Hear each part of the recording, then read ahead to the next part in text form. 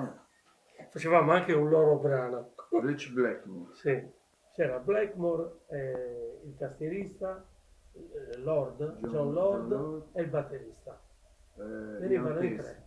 Ian Pace, sì, Non mi ricordo batterista. bene il nome.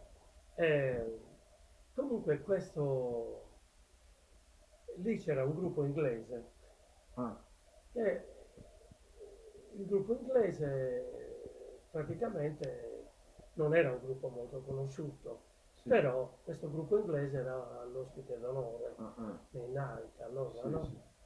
Noi suonavamo come gruppo di base eh, e questi qui praticamente hanno chiesto al caposala da dove vengono questi ragazzi? Dice, vengono dalla Sardegna. Come dalla Sardegna?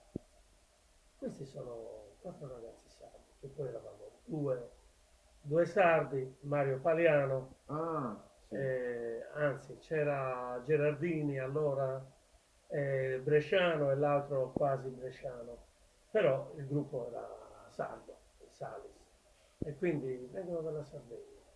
Ah, eravamo convinti fossero inglesi. ah, Infatti il tastierista che aveva riconosciuto John Lord dice devo andare, devo parlargli, devo parlargli. Lui era un pazzo per il Deep beh, loro erano un erano hit, grandi, sì, sì. cavolo. E quindi ha chiesto al caposala se poteva andare a parlargli perché noi non avevamo possibilità di stare in giro nel night. Sì. Noi avevamo il nostro tavolino, da lì non ci si muoveva. Quando c'era l'altro gruppo avevamo Precisione possibilità di Svizzera, ascoltarli. precisione Sì, Svizzera, sì, sì. sì.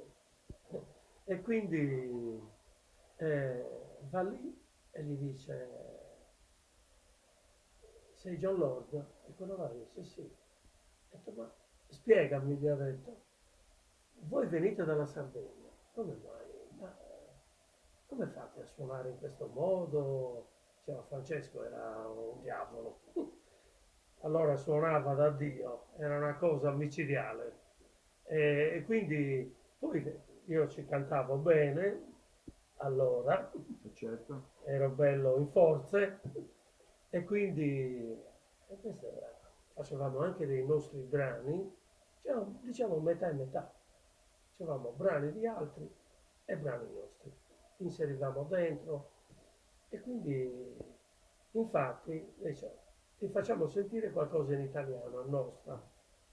E abbiamo fatto sentire, cioè tanto era il nostro repertorio, dovevamo suonare.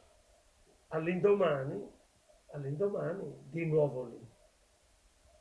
Ha chiamato il tastierista e gli aveva detto John Lord che era molto contento di sentire un gruppo italiano che faceva delle cose sue e soprattutto che non erano dei brani così standard, erano dei brani diversi da quello che sentivano, dei brani italiani.